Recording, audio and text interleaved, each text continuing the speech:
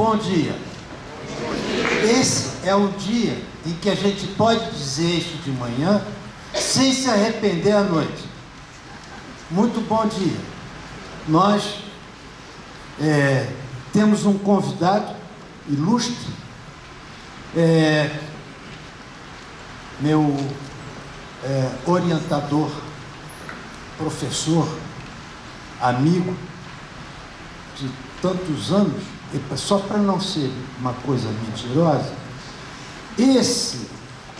essa é a data, 1973, está aqui com dedicatória, ou seja, nós nos conhecemos há quase 50 anos, quer dizer, no meu caso.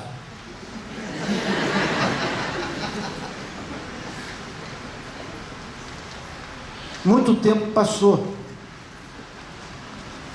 A dedicatória é válida historicamente também, porque recorda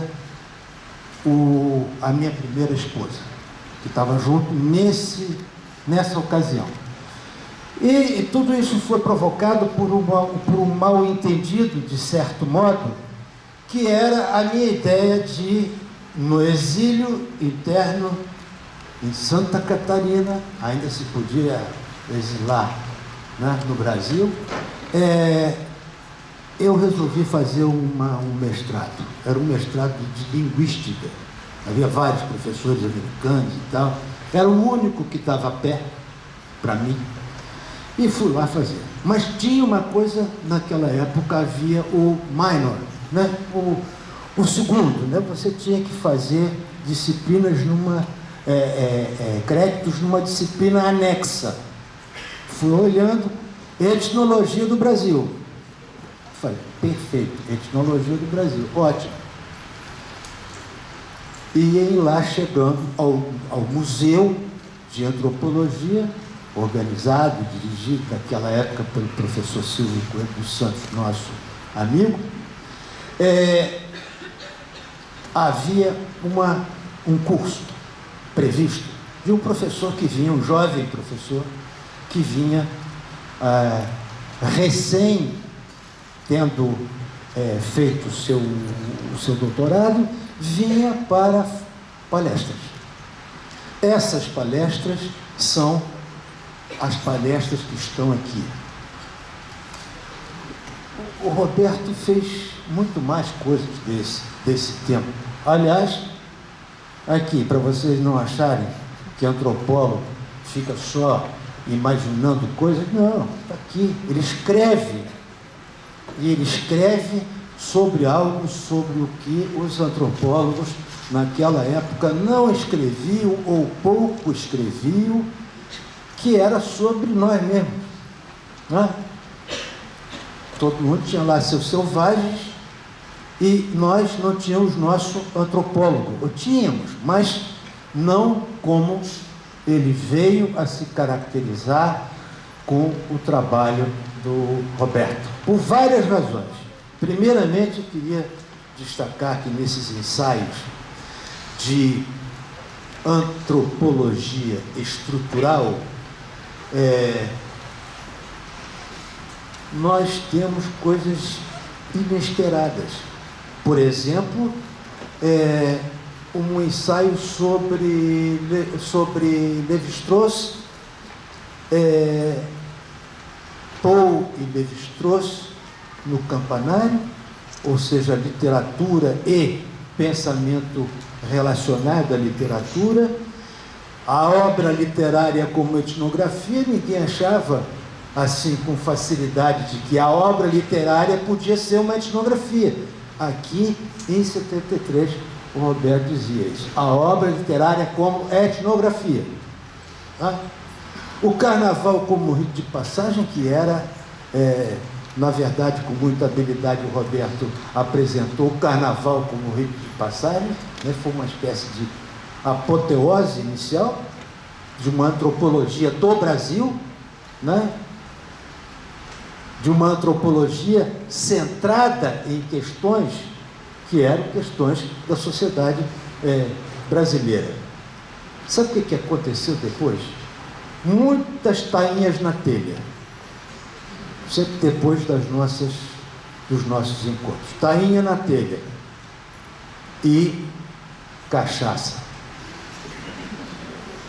Agora, Johnny Walker. Agora, demoramos, mas lá chegamos. Depois das palestras, você sabe que a melhor parte das palestras, muitas vezes, é o depois.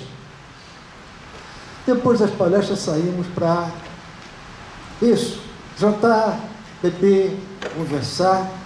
E um dia o Roberto olhou para mim e disse: "Uai, o que você está fazendo aqui?"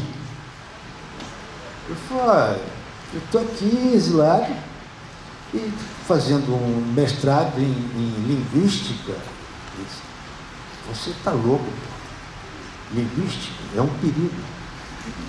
Pode entortar a mente do sujeito. Mas por que se não faz antropologia?" Eu falei: "Mas aonde?" Eu disse: "Lá no Museu Nacional. Eu sou coordenador do programa e gostaria de recebê-lo lá." E assim foi que tudo começou. Tá? E daí para diante veio uma vida em que, embora nem sempre muito próximos, porque Roberto esteve fora nos Estados Unidos, eu me movi mais do que deveria, segundo eu entendi na minha banca de titular, que eu tinha uma surpreendente mobilidade institucional. Eu sempre achei que antropólogo devia ter, né, uma surpreendente mobilidade, né? Mas não era, né? Não era. Um pessoal mais ortodoxo achava que não. E assim nós fomos encontrar a antropologia. Não acreditem que alguém seja fascinado, ou raramente fascinado, por um conhecimento. As pessoas se fascinam e encantam com um conhecimento encarnado, ou seja, um conhecimento que te aparece com voz, com diálogo, com demonstração. Ou seja, o encantamento verdadeiro, possível, nessa tarefa da chamada vida intelectual, é encarnado em alguém, não em alguma coisa. E a fascinação dos trabalhos do Roberto foi, para mim, não só a partir dos ensaios, mas depois no Museu Nacional foi imediata, porque era permitido falar sobre futebol, né? Embora uma colega nossa tivesse me dito: futebol é prioridade 5 na antropologia brasileira. Mas qual é a prioridade 1? É o campesinato? Campesinato? Eu falei: tem que voltar para Santa Catarina, Paraná, onde tem camponês, porque o resto é trabalhador rural. Tá? O fato é que se podia fazer algo sobre futebol. E foi isso, minha peça de aprendiz, e dali para diante nós nos tornamos amigos.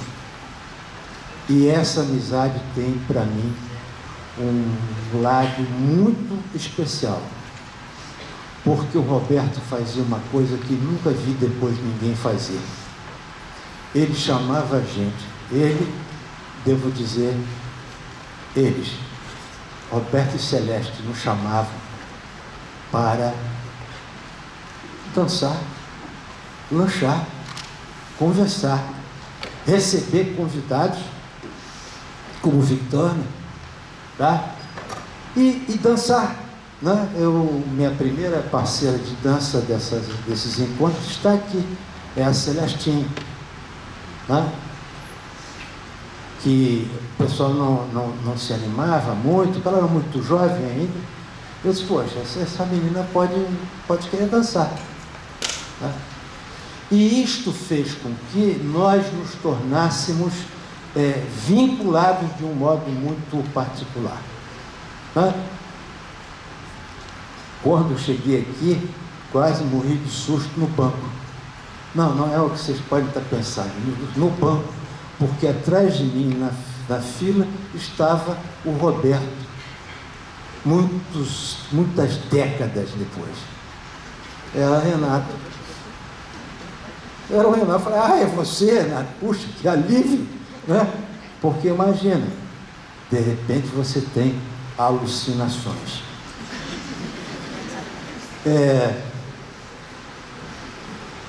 O que mais posso lhes dizer sobre o Roberto? É que ele era bem-humorado, como até hoje é. E nem sempre é possível ser.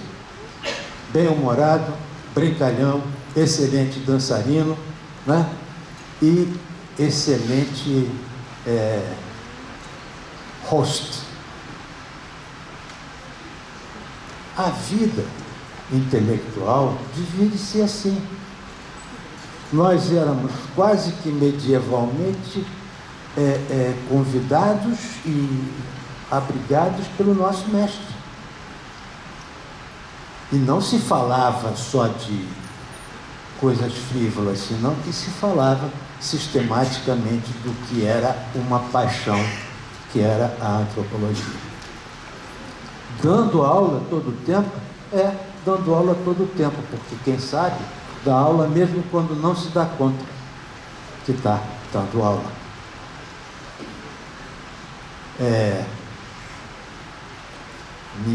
Deixa eu ver de novo para ver se eu não me enganei. 1973. Que ano é hoje? Vocês sabem? Que ano? Não sabem. São quase 50 anos depois.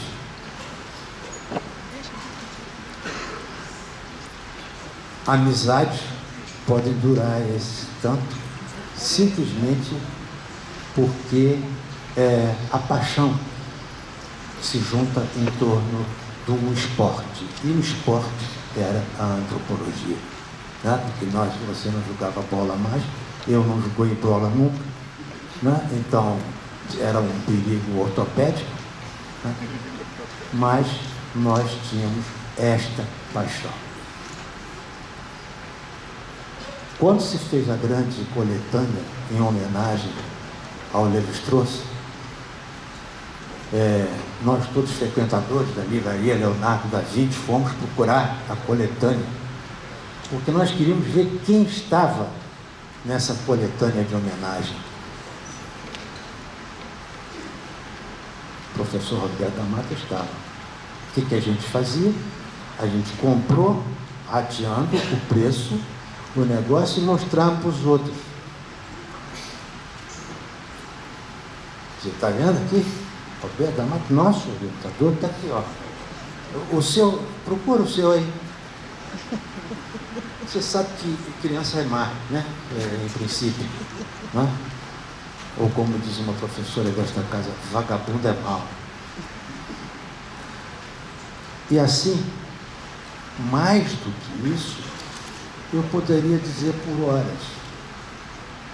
Mas, sempre que eu penso na antropologia, e nunca tanto quanto agora, com esse nosso evento extraordinário que catapultou ao máximo da realização social uma atividade que era comum antigamente, a gente Lava Jato. E Lava Jato era só um Lava Jato, o sujeito limpava o carro, molhava com mangueira e tal. Agora, nós estamos diante da sociedade brasileira, que era a proposta do Roberto desde sempre, pela primeira vez, a Vera. De verdade. E a antropologia volta a brilhar. Né? Você diz que não escreve mais ensaio, não escreve conto. E eu fiquei encantadíssimo. Escrever contos é uma arte extraordinária. Então, eu lhes digo que os senhores têm uma aula magna que não faria vergonha em nenhum lugar do planeta. Eu sei que vocês são muito modestos, tem aqui a competência, nicha, né? Mas, olha, esta aula magna é uma aula magna que podia estar em qualquer parte e seria aplaudida de pé. Então, feita essa apresentação, vocês podem dizer que eu sou fã da antropologia, mas eu sou fã da antropologia, principalmente graças à versão que eu pude ter dela com o Roberto. Roberto, muito obrigado por tudo aquilo, hein? Desculpa, como diz o Brasil, desculpa qualquer coisa, né? Não é assim? E tudo de bom para você.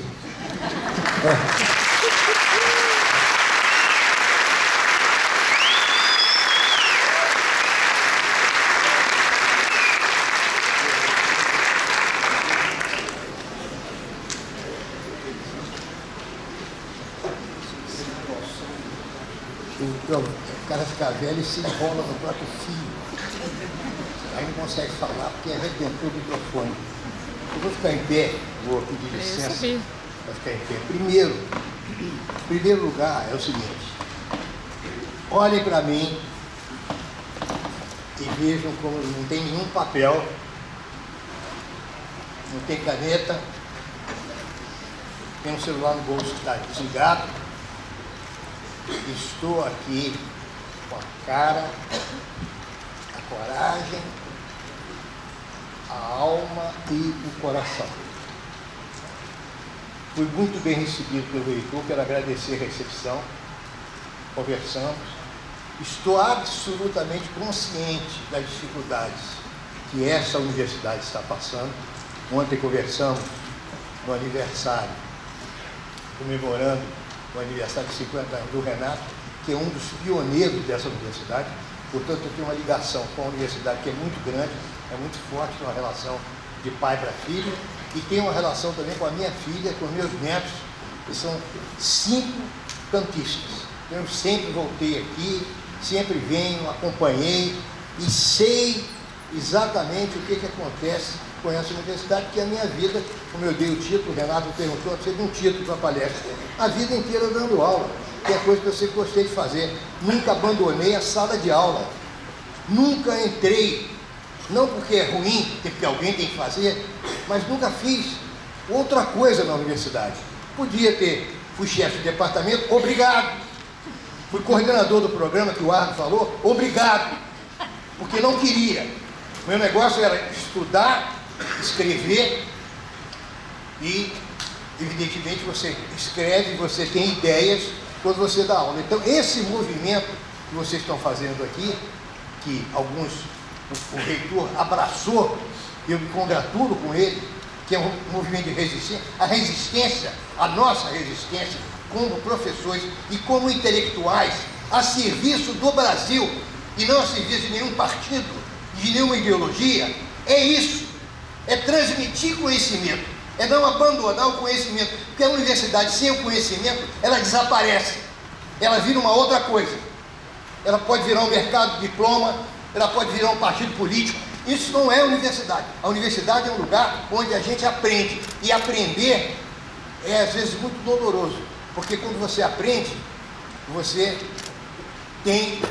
aprende o seu limite. A primeira coisa que eu gostaria de falar é uma aula magna, e eu pensando, né, porque dormi mal, porque se diz assim, pô, o cara é velho, o cara é velho, já deu não sei quantas aulas, deu muitas aulas, recebi um monte de sim, conquistei, fiz uma carreira como professor, escrevi, o Arno citou, todos esses trabalhos que ele citou foram devidamente, severamente criticados por vários colegas. Teve uma professora de São Paulo, catedrática de Sociologia de São Paulo, não vou falar da universidade, né, porque para ficar mais difícil de identificar, que falou que o título do carnaval como rito de passagem estava errado, porque rito de passagem só podia ser individual. Então, quando você tem um pensamento, que é o pensamento nacional, que a gente conhece, em que tudo tem que ser classificado, em que tudo tem um pode e o não é mais dito do que o sim,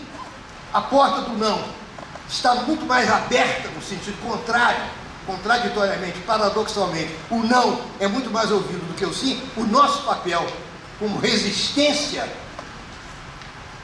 porque a falta de recursos de universidades é um sinal de como o Brasil vê, como os administradores públicos brasileiros veem o papel do professor, que é aquele que não sabe e finge que ensina, que quem sabe faz, e quem não sabe, que é o meu caso, ensina. E é bacana você ouvir isso, né? 50 anos dando aula, escrevendo, trabalhando. A minha resistência sempre foi essa, a minha luta sempre foi essa: sobreviver, cuidar da minha família, cuidar dos meus amigos, receber as pessoas em casa, como foi o caso da turma do ar, que acontecia muito mais, era mais fácil, porque o Brasil ficou mais complicado, o Brasil ficou mais difícil, o Brasil ficou, claro, não existe nenhum processo que seja um processo linear, justamente esse é um dos problemas que eu quero em seguida falar. Não existe nenhum processo linear como a gente pensava que os pensadores do século XIX, quando nasceu uma antropologia profissional no início do século, final do século XIX, início do século XX, se começou houve havendo uma certa transformação, mas o empobrecimento na área universitária é muito grande. Só gostaria de lembrar o seguinte: faça e continue o movimento, continue convidando pessoas para falar e ocupem a universidade professores. Não é aluno que tem que ocupar só a universidade, alunos e professores. E os professores se mudem para cá.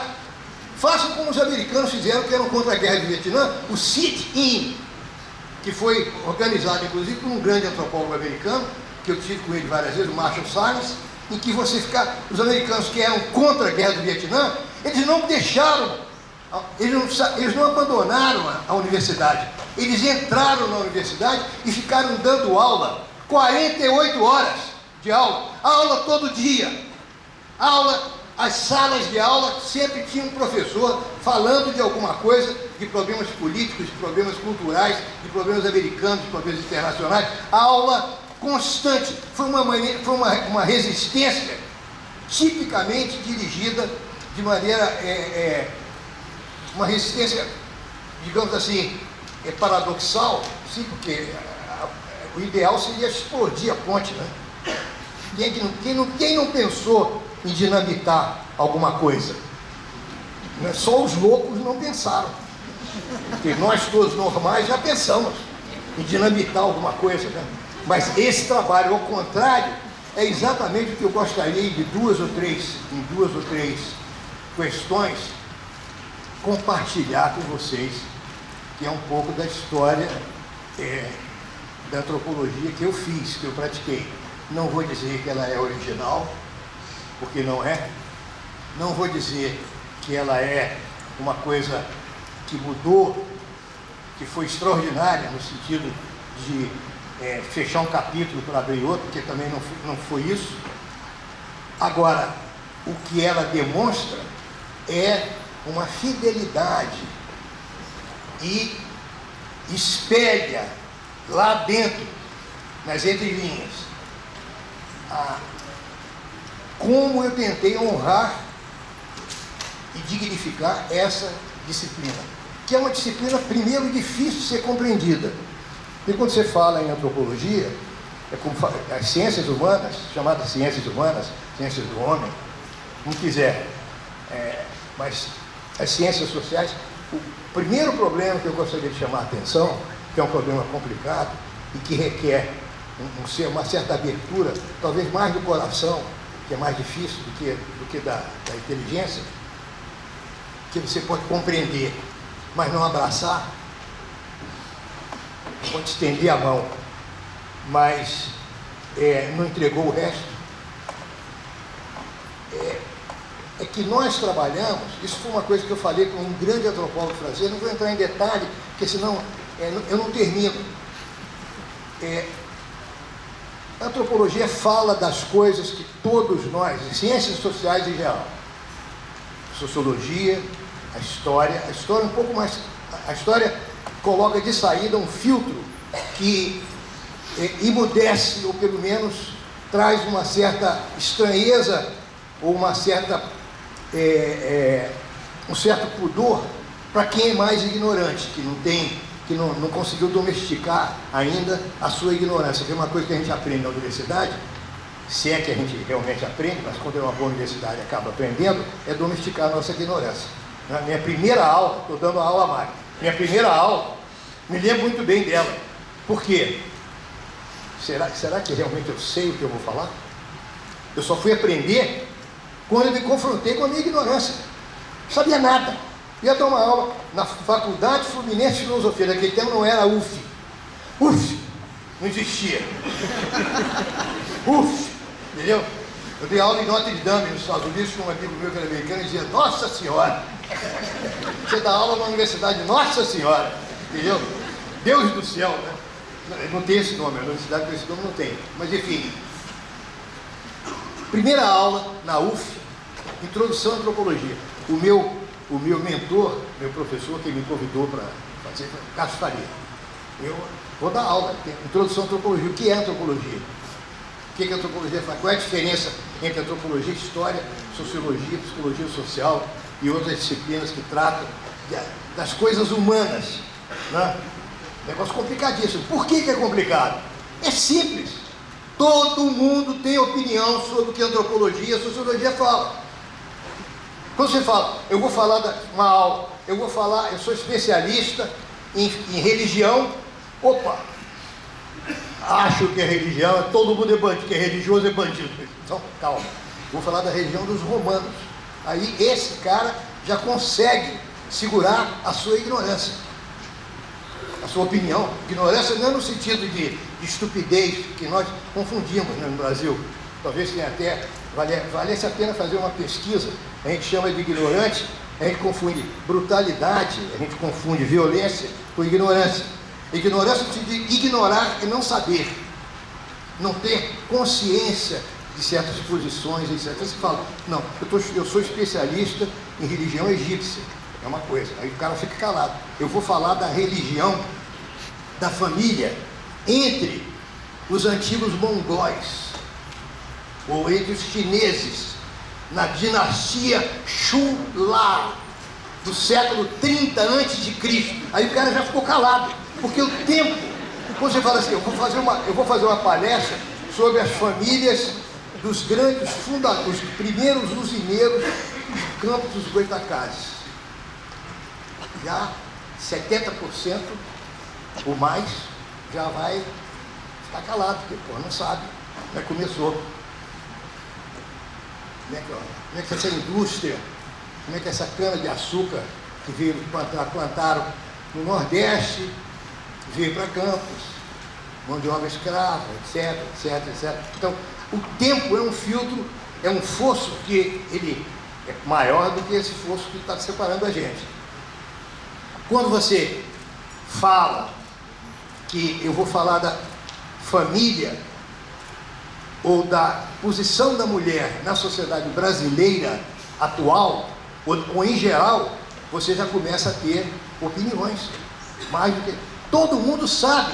Não é uma questão de você falar assim, eu não vou deixar de falar, eu tenho a obrigação de falar, porque eu acho que esse cara que está dando essa aula, ele não sabe nada da família brasileira do jeito que eu sei. Isso, todo ano, quando eu dou aula, eu passo por isso. Eu mesmo aqui, Renato, meu filho, me lembrou de uma experiência de um aluno meu. Eu dei um curso aqui, há alguns anos, né? Tudo da minha vida é décadas, né? Eu nem debate.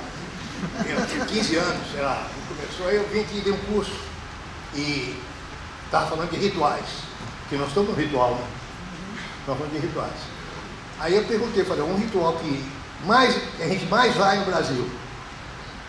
Eu naquela época estava interessado em fazer isso. São os rituais de aniversário de criança, que a gente constrói uma subjetividade especial com os aniversários de criança. O que a gente mais vai é que a gente menos fala, provavelmente que é o mais rotineiro. Eu falei isso. Aí eu perguntei para a turma, para fazer um gesto de retórica marcar o aprendizado, né, porque eu estudei pedagogia.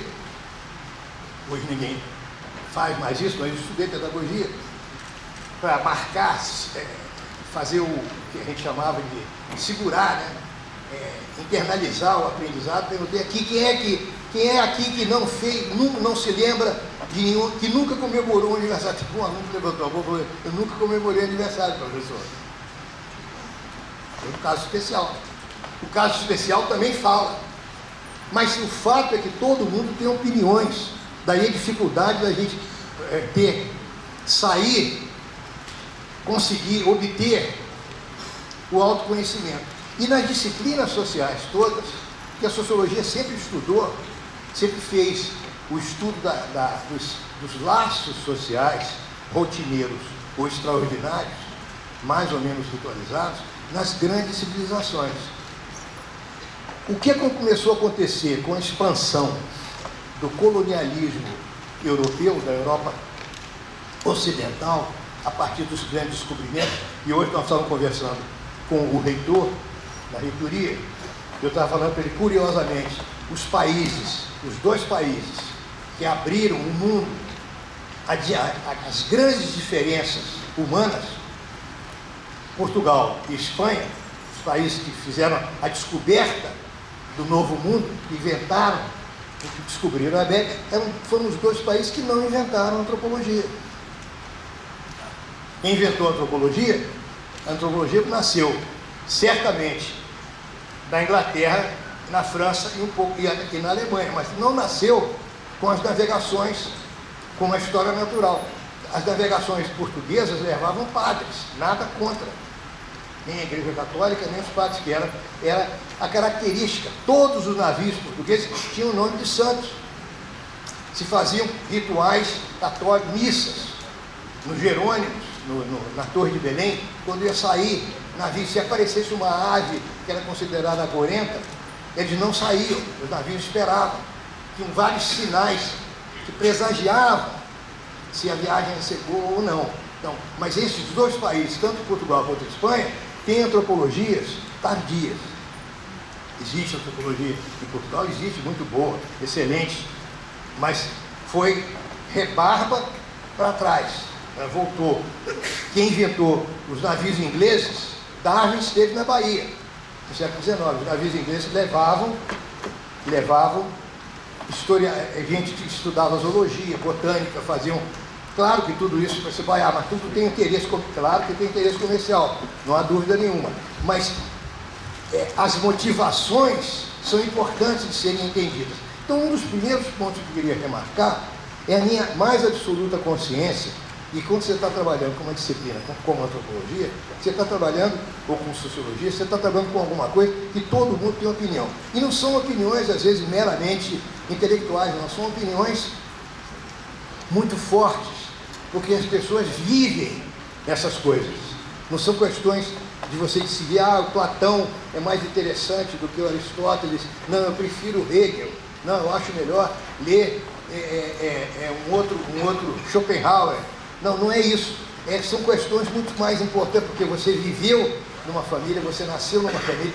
Se você está falando do papel do estudante, por exemplo, qual é o papel do estudante na sociedade brasileira? Todo mundo que é estudante, que viveu esse papel, tem uma opinião para dar e tem direito de dar essa opinião, seja ela forte, seja ela fraca, seja ela uma opinião. Mas o que eu estou chamando de ignorância é exatamente a nossa relativa e necessária, vejam bem, relativa e necessária incapacidade da gente fazer um movimento gravitacional de sair de dentro da gente mesmo.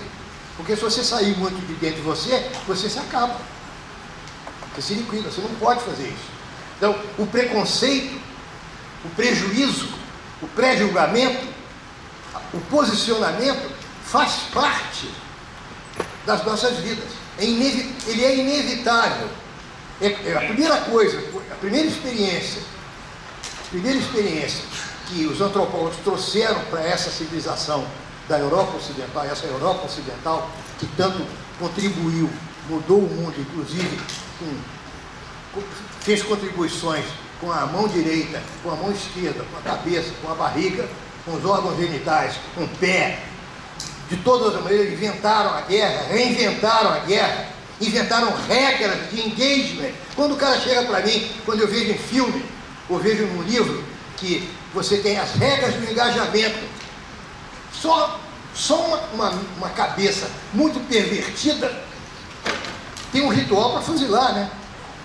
Como é que nós vamos matar esse cara?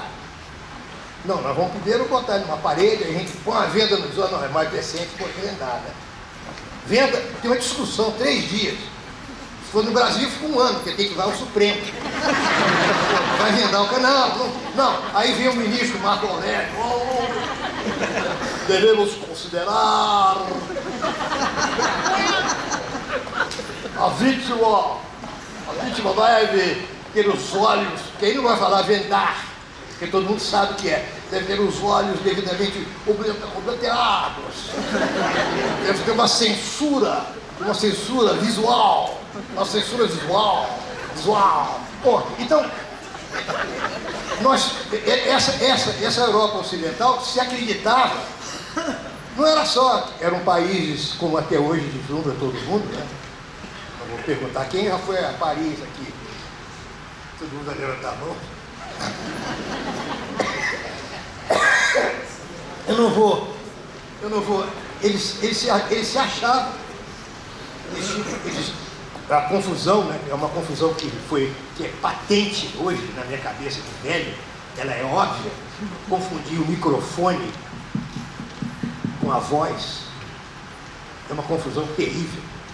Confundir o fato que eu posso ser ouvido lá em cima com a mesma facilidade, né? Que uma pessoa, se eu tivesse microfone, uma pessoa estivesse sentada aqui na mesa, achar que aquilo que eu estou falando melhora porque eu tenho um microfone é uma estupidez que não tem tamanho.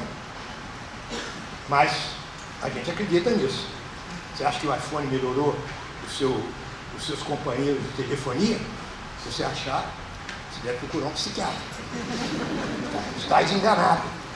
Se achar que o fato de você passar horas e horas mandando bilhetinho, indo no computador e não lendo nada, vai melhorar. Você acha que os livros podem ser jogados fora? Está redondamente enganado. Confundir, saber muito do mundo, como nós sabemos até demais, sem os instrumentos que permitem articular essa informação, que se chama sabedoria, não adianta nada. Fica todo mundo mais confuso, você não sabe articular essas coisas. Então, no século XIX, depois da expansão europeia, colonizações, que é o caso do Oriente Médio, por exemplo, você pegar o mapa e olhar, porque os países são todos bonitinhos, tudo quadradinho, são todos inventados, porra. Esses países foram inventados. Reuniram tribos que eram inimigas, que é o caso do Irã, e fizeram um país ali, porque esse país sempre ia precisar do colonizador externo, de um agente exterior, para apaziguar, ou com armas, ou com palavras, e a língua, que é o caso, por exemplo, da Índia, cuja língua oficial é o inglês. E pior, que a reviravolta do mundo é maior ainda, hoje, muita gente o cara falou para ver o rei dos Estados Unidos, os melhores escritores de língua inglesa são indianos. Onde é que estão os escritores ingleses e irlandeses? Todos indianos. A gente conhece mais alguns escritores indianos do que escritores ingleses. Claro que tem os clássicos, você vai ler, etc. Essas reviravoltas são relativamente, não são banais, não são rotineiras, mas elas acontecem. Então, o que é essa disciplina? Que é o último a chegar, porque os missionários já estavam lá para converter todas as almas. Os missionários, como nós sabemos, eles são ávidos na conversão, porque o cara morreu, pode ir para o inferno, ou não. O protestante vai direto para o céu ou inferno, ou salva ou não salva. No catolicismo tem essa coisa terrível que é a confissão, né? Você confessa, zero velocímetro, peca, faz tudo de novo, depois confessa. É exatamente o meu caso, né? Confessa, aí esses últimos a chegar em algumas sociedades do Pacífico, sobretudo da África, onde você tem um império colonial inglês muito forte. Na Índia, já no século XIX, você tem juristas ingleses que inventaram uma jurisprudência comparada com Henry Maine, que os juristas brasileiros não conhecem, porque a tradição jurídica brasileira é romana e germânica, né? É direito romano, mas o direito do common law, esses juristas ingleses ficaram muito impressionados com alguns conceitos que eles viram funcionando da Índia. Alguns pegaram esse conceito de maneira enviesada, porque você pegou a partir do ponto de vista inglês, da perspectiva inglesa. É difícil sair da sua perspectiva, tirar o óculos que você usa e colocar o óculos do outro. É muito difícil fazer isso. É um aprendizado complexo, é isso que a antropologia é um dos pontos difíceis de você transmitir, porque dá a impressão de que os antropólogos não têm opinião sobre coisa nenhuma, porque a gente admite, porque a compreensão é mais importante do que tomar partido. Essa substituição dessas duas atitudes é muito complexa numa sociedade em que a gente radicalizou muito a prática. E, de certa maneira, a prática engloba, em muitas situações, a própria teoria. O Lenin dizia que a história, de vez em quando, precisa de um empurrãozinho. Mas se você empurrar demais, você corre o risco de botar a sociedade toda por água abaixo. E a gente tem assistido, a gente tem visto isso. Não estou dizendo que não deva empurrar, não. Notem bem, não estou dizendo que não deva empurrar a história. O que está acontecendo aqui hoje é um empurrão na história da Universidade Brasileira. Eu espero que eu esteja abrindo uma avenida de sucesso, que outras pessoas venham aqui para continuar essa resistência e que os professores da casa podem até me chamar. Eu vi meus netos, vi meu filho, vi minha filha, eu amo os meus netos e venho para cá, uma beleza. Eu venho e me instalo aqui com uma cama. Vem dormir aqui, mano. A gente dorme aqui, tem que ter o Black Label, né? É a única exigência. Gelo é fácil. A água é fácil. Eu trago isso. Eu trago o Johnny, para a gente ficar conversando com ele, é bom amigo. A grande vantagem do Johnny Walker é que ele não fala. Ele ouve. A gente faz isso. Ocupar essa universidade, ocupar a universidade e procurar, que aí é onde está a nossa resistência. A nossa resistência é assim, cara, eu apesar de tudo, eu ainda quero compreender. Apesar de me sentir traído, apesar das coisas estarem acontecendo contra a minha vontade, eu ainda quero compreender.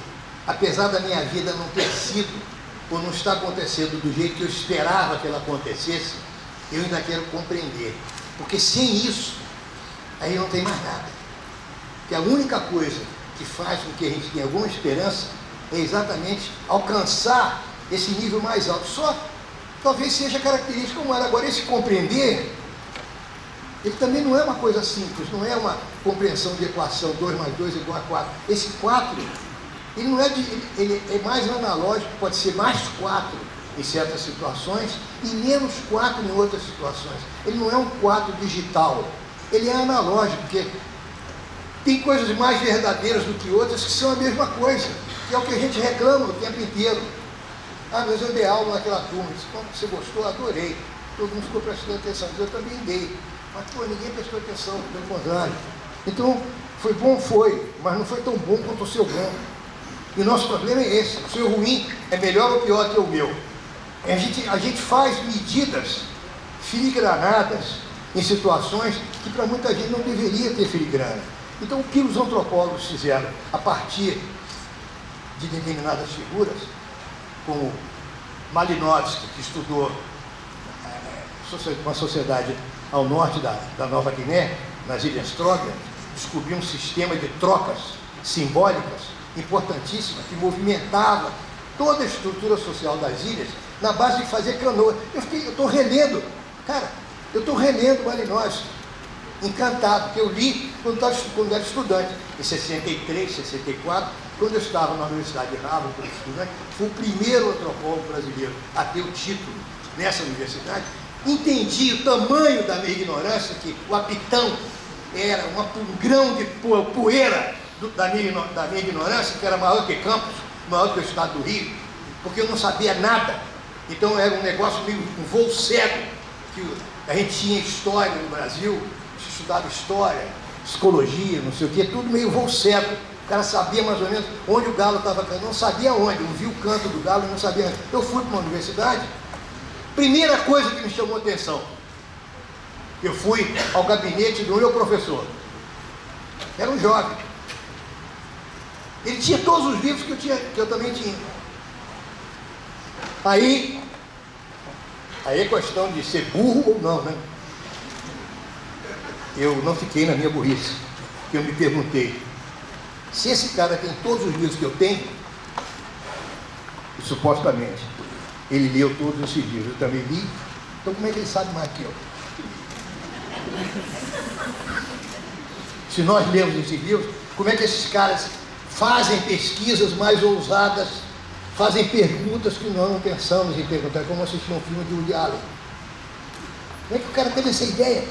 Por que no Brasil você não tem uma ideia igual? Por que Shakespeare? Pô, Shakespeare, Brasil era, pô, não existia Brasil, né? Quando Shakespeare escreveu, não existia Brasil. O mundo é um palco onde eu estou. O mundo é um palco, nós todos somos atores desse palco. Notem bem, você entra numa peça, se nós estamos num teatro, você não inventou o Brasil. Isso é bom.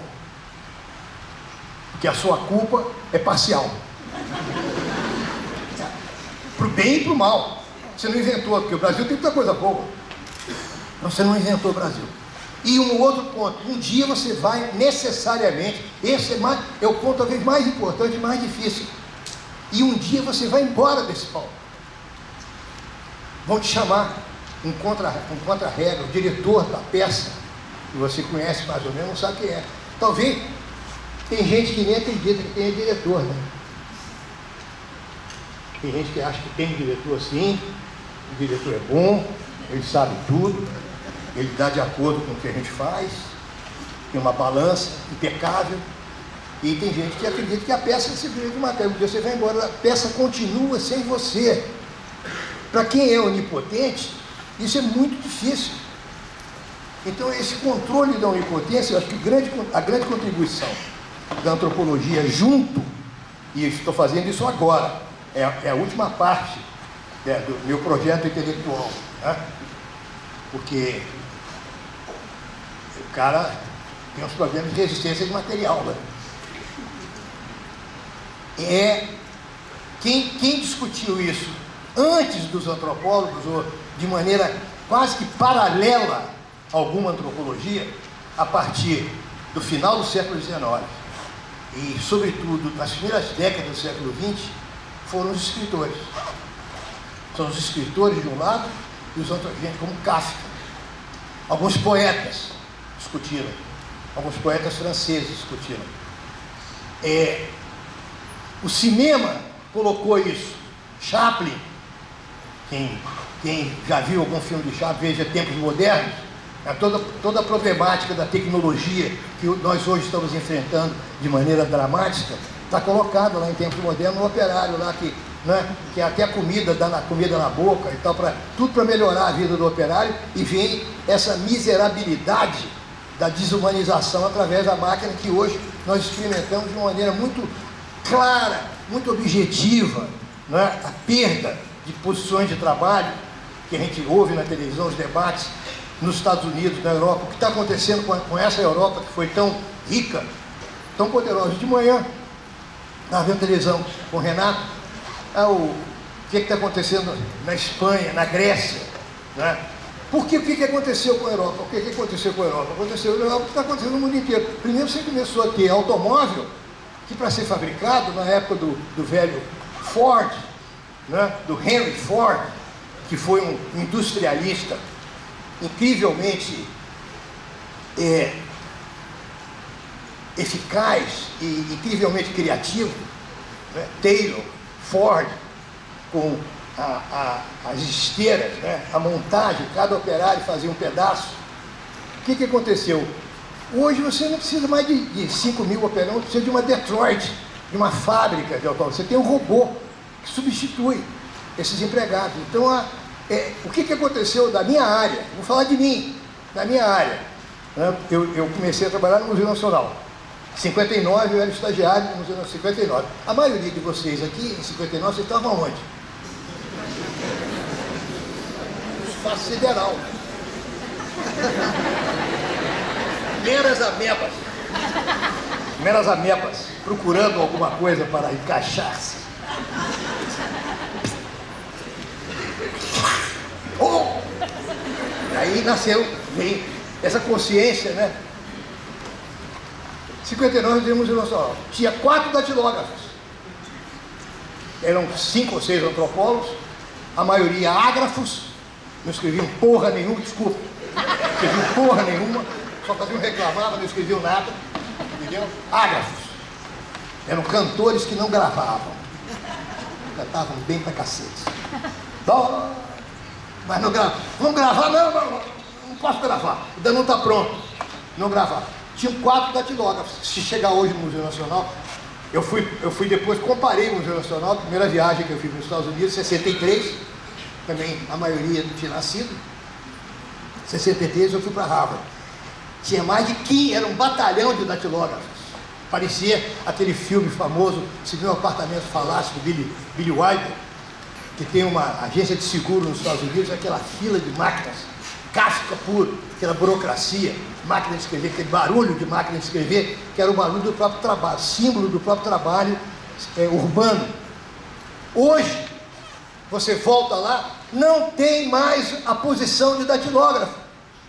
Por quê? Porque o computador faz o trabalho para você. Por mais idiota, por mais preguiçoso, por mais velhaco que você seja, ele ou ela, ele te corrige, cara. Então é inadmissível que um merdinha estudante de antropologia traga um trabalho para mim com um nome de autor escrito errado, porque o computador corrigiu ele ou ela. É um absurdo acontecer isso. Eu mandar para um jornal, porque eu escrevo para os jornais, eu não vou à redação dos jornais, cara. A presença na área chamada laboral. O que você estava fazendo? Eu estava laborando, querida. Porra, 2 horas da manhã. Por quê? Você estava louco pela bolsa laborando? Estávamos numa área laboral. Aonde? No motel. Deixa pra lá. Bom, a área de trabalho que era obrigatória, você não tem mais. Então, sabe o que eu tenho feito quando eu ouço falar nos sociólogos novos, os alunos vêm e falam para mim, professor, você já leu a obra de fulano de tal? Eu não vou falar nome porque eu não quero, eu não vim aqui para causar polêmica, eu vim aqui para destruir ideias, entendeu? Fazer igual Jesus Cristo, eu não vim aqui para estabelecer a paz, eu vim para fazer aquilo que eu quero. Eu não quero ferir suscetibilidade, então eu não vou falar nome de... Mas sabe o que eu faço? É simples, faço a mesma coisa que eu. Entra no YouTube, põe o nome do cara e assiste uma palestra dele. Mesmo que você não entenda a língua, você vai ver a cara dele ou dela. Aí você, por exemplo, uma antropóloga inglesa, essa eu vou falar porque realmente eu acho incrível. Merlin Strathern. Os brasileiros não sabem nem pronunciar o nome. Porque não sabe se fala Strathern. Merlin Strathern. Aí você põe uma aula dela, da Merlin Strathern. Você primeiro lê um artigo, você não vai entender o artigo, nada. Você não entende nada. Aí você põe a aula, aí você desiste. A única possibilidade de salvação é você conseguir uma bolsa sem fronteiras, que é do caralho, porque consegue mesmo, não tem fronteira, para dar a bolsa, e vai para a Inglaterra, mesmo sem saber inglês. Você vai para a Inglaterra, se instala em Cambridge, visita o Trinity College, eu andei lá, visita o King's College, vai a uma missa domingo para ver o coro do King's College, fica impressionado, né? Compara com as universidades, que foi fundado o Henrique VIII, que fundou o King's College, pô. Aí vê os museus, aquele negócio tudo gótico, aquela coisa. Assiste uma aula de Merlin Strathern, tenta falar com ela e volta para o Brasil e põe no currículo. Conversei 15 minutos com Merlin Strathern. E arranja provavelmente um emprego ou é promovido a catedrático. Porque o Brasil ainda é tocado, ainda tem, não aqui na UENF, mas tem muito lugar que o cara é tocado, pô, mas ele estudou fora, estudou em tal lugar, não sei o quê, que nós temos essa fascinação com os estrangeiros. O que eu estou dizendo para tentar resumir, aliás, eu pedi alguém para tomar todo o meu tempo, é que essa disciplina, ela é uma disciplina a antropologia, dentro das ciências sociais, ela é a disciplina do exílio, porque ela não trabalhou, a sociologia trabalhou com o operário, porque a partir do século XIX, alguns franceses, antes do velho Marx, alguns franceses radicalizaram a questão do trabalho e escreveram, inventaram uma coisa chamada socialismo. Saint-Simon falou disso. Rousseau se preocupou com o problema. Quando aconteceu a Revolução Francesa, os intelectuais franceses estavam preocupados com essa questão da possibilidade de você transformar a sociedade racionalmente por um motivo muito simples. Se a física e a matemática e a química e a história natural haviam resolvido determinados problemas em relação à natureza, por que nós, humanos, não poderíamos aplicar a experiência dessas sociedades na nossa própria sociedade e assim criar homens e mulheres, crianças e velhos que fossem mais criativos, que fossem mais inteligentes, sistemas que fossem mais justos, não só no sentido político e social, mas mais justo no sentido ainda mais profundo de trazer a tão buscada felicidade, a tão procurada equação entre a beleza e a verdade, que Schopenhauer falou no século XVIII. A grande equação, a forma perfeita que você encontra quando você tem uma equação de química, como você tem na teoria da relatividade, em outros setores que eu estou falando que a gente não entendo, posso dar uma aula, não posso me aprofundar, mas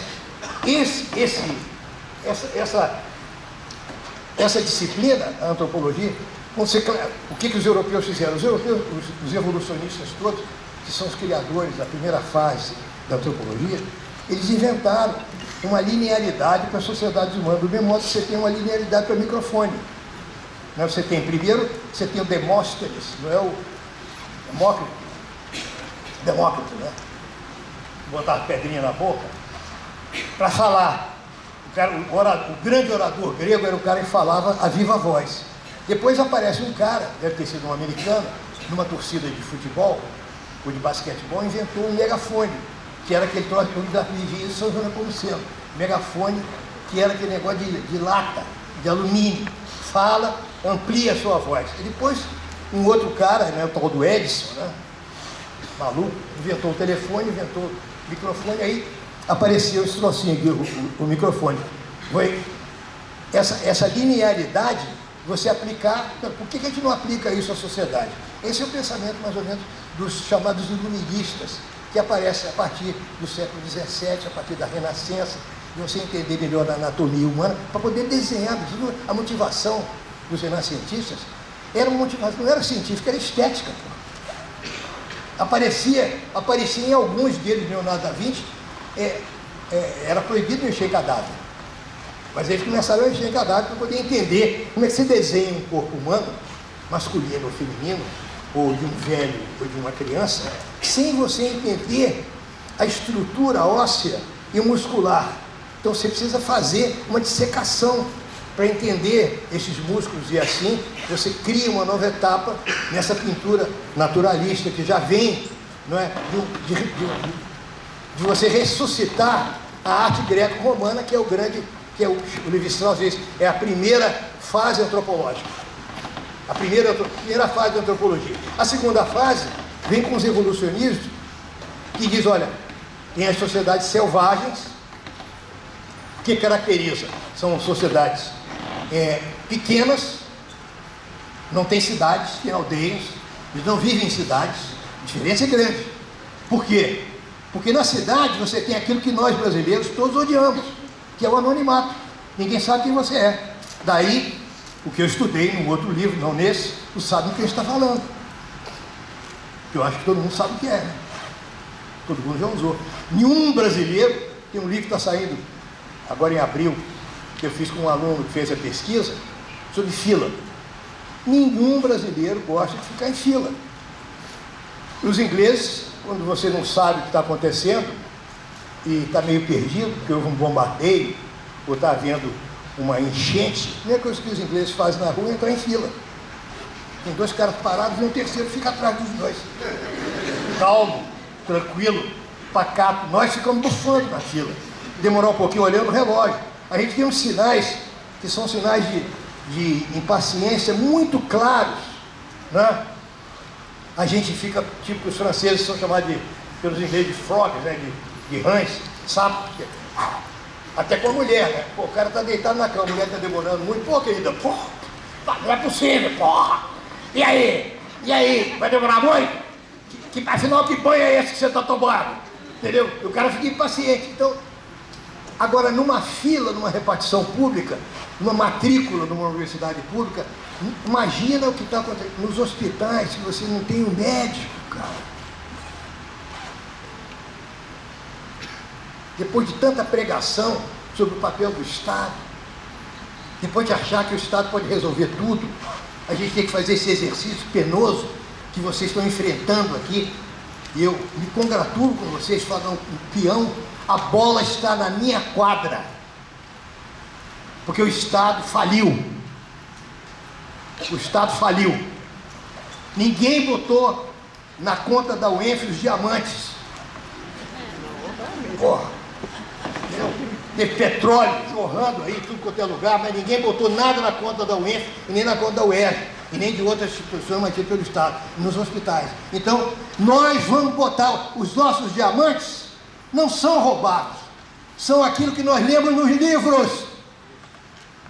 Os nossos diamantes são aquilo que nós aprendemos, isso que o Arno falou, esse milagre da incorporação do Espírito, que é o conhecimento, que é o espírito humano mais puro, porque ele é agradável e desagradável ao mesmo tempo. E o ensino disso de maneira encarnada através de uma relação, que é uma relação feita pela palavra, que é uma relação feita pelo olhar, que é uma relação feita pela honestidade e pela sinceridade, porque por mais que você queira mentir, um aluno sabe quando o professor sabe de verdade e vice-versa. E a gente sabe quando o aluno está embrulhando. Você pega um trabalho e lê, na terceira parágrafo você sabe, está embrulhando, a mesma coisa acontece, é uma relação que a gente sente, né? A gente sabe que tem uma falta de autenticidade, tem alguma coisa ali que está faltando, como uma cárie de dente, tem um dente cariado, né? Então, o que os antropólogos fizeram foi mostrar, olha, essa sociedade que nós estamos chamando de selva, é um insulto chamar uma sociedade que não tem escrita, que não mora em cidade, mas mora em aldeias, que não tem a tecnologia que nós temos, mas que conhece perfeitamente bem os limites do seu ambiente e vive em paz com o seu ambiente, vive de maneira sustentável, como se diz atualmente, né? Há um equilíbrio. E os mesmos antropólogos escreveram, tem governo e tem administração, mas não tem Estado. Isso é uma demonstração importantíssima. Década de 40, final da década de 40, tem um livro que saiu na Inglaterra, escrito por 2 africanistas ingleses, um chamado Maya Forte, que eu conheci pessoalmente, e o outro que eu não conheci, que era o Evans Pritchard, que escreveu 2 livros, 3 ou 4 livros clássicos de antropologia, sobre sociedades africanas, que são sociedades numerosas, que têm milhares de pessoas, não são tribos de 50, de 100 pessoas, como eu estudei aqui no Brasil. Sociedades grandes, e eles abrem o livro dizendo, olha, é interessante fazer uma separação entre administração,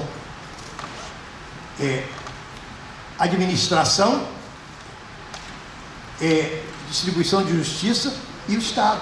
Porque essas sociedades têm isso, mas não tem Estado. Tem reis, tem aristocracia, mas não tem Estado. Não tem escrita.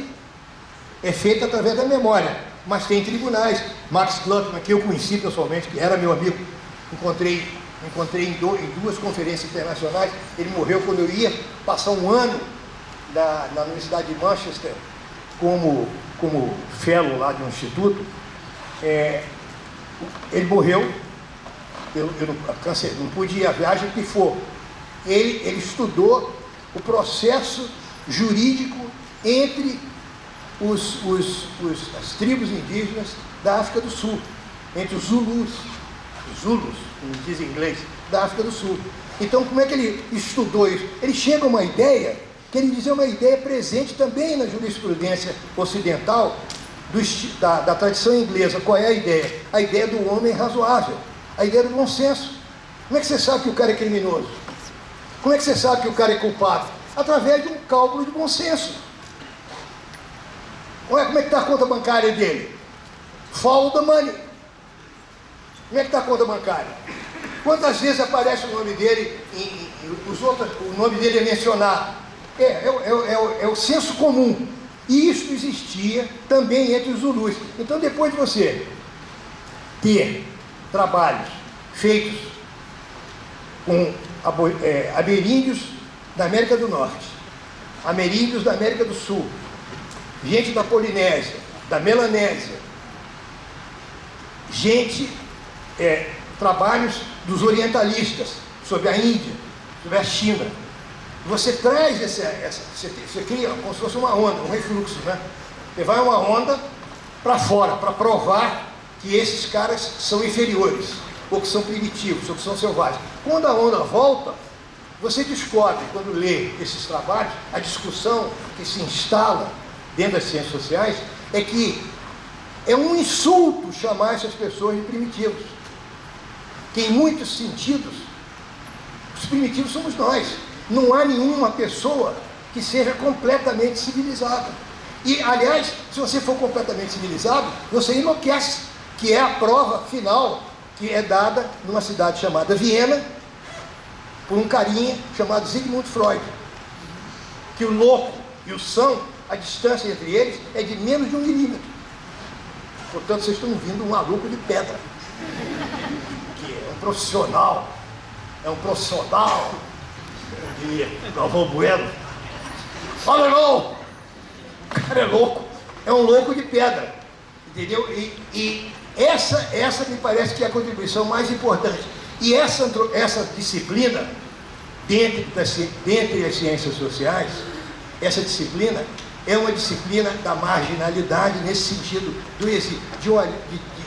de inventar um olhar que é um olhar oblíquo sobre um conhecimento, que seria o conhecimento das tais, que se acumula essa experiência de trabalhar com instituições humanas, das várias sociedades que apareceram nesse planeta, que são muitas. Infelizmente a maioria foi dizimada, foi dominada, foi extinguida, ou por doença, ou por guerra, como aconteceu na conquista da América. A maioria dessas sociedades ameríndias foram destruídas. Eu presenciei isso nos anos 60, com os índios gaviões. Eu vivi isso, um grupo tribal que os caras só falavam em morte, só falavam que eles não tinham futuro, que eles iam desaparecer, etc. E eu era um menino de 23, 24 anos. Então, o que sabia eu? Um jovem não acredita na morte, graças a Deus. O jovem, a juventude, o cara acha que ele é mais forte do que o mar. Ele enfrenta qualquer coisa. Ele sai agora, inclusive, ele voa, bota essas asinhas e sai voando das montanhas mais altas do Himalaia. Porra, eu vejo esse cara voando, voadores morreram ali na Gávea, né? O cara sai voando. Então, vocês, 24 anos, eu ia escrever como é que eu ia fazer? Se eu fosse hoje, que hoje eu sou mais ou menos um amigo da velha senhora, onde ela veio me procurar, encontrar um cara bem preparado para recebê-la, eu podia entender, eu podia escrever sobre isso. Faria um livro sensacional, porque eu estava presenciando uma sociedade, uma coisa terrível, né? É um pouco drama que vocês estão vivendo aqui. Como é que as instituições também morrem, cara.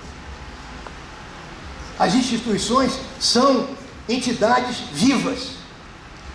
Elas têm um dinamismo. Elas nascem, são fundadas. Elas crescem, elas têm crise e eventualmente elas podem morrer. Então, quando você vê isso acontecendo em sua volta, foi o que eu vi numa sociedade inteira. Ou seja, toda uma experiência humana acumulada, diferente da minha, estava desaparecendo, não tinha escrita. Só podia ser coletada através de relatos conversando com as pessoas, gravando naquela época, não havia esses gravadores, né, que você tem no telefone, ou você tem gravadores que demoram horas, era pilha, era um trabalho enorme. E a primeira viagem eu escrevia tudo à mão, fazia transcrição à mão. Então, o que eu gostaria de terminar, de falar para terminar? Eu gostaria de remarcar esse ponto, a diferença da antropologia como uma ciência do exílio, uma disciplina do questionamento, uma disciplina que coloca muito mais em dúvida do que certezas e que aproxima os pesquisadores e eventualmente os seus alunos, os seus discípulos, aqueles que querem ouvir, que aproxima de uma atitude de compreensão que pode eventualmente, deve, não estou falando que deve, estou falando que pode, é uma possibilidade de eventualmente superar essa estupidez humana que faz parte, que é uma outra perna da nossa imensa criatividade, imensa generosidade e imensa inteligência. Muito obrigado por terem me ouvido por tanto tempo.